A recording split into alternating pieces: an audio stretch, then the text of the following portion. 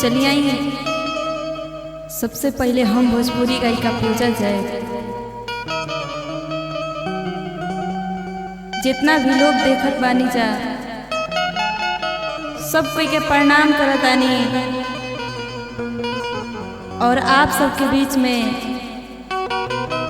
एगो गणेश वंदना लेके आई बानी। गावे में गलती हुई तो क्षमा चाहो।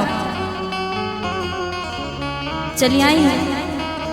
भक्त बड़ी भाव से कहत अड़ी कैसे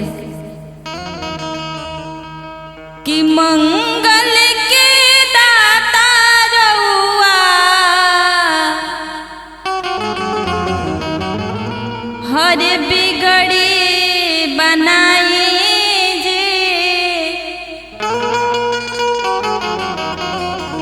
कि मंगल के दाता रउआ हर बिगड़ी बनाई कि गौरी के ललना हमरा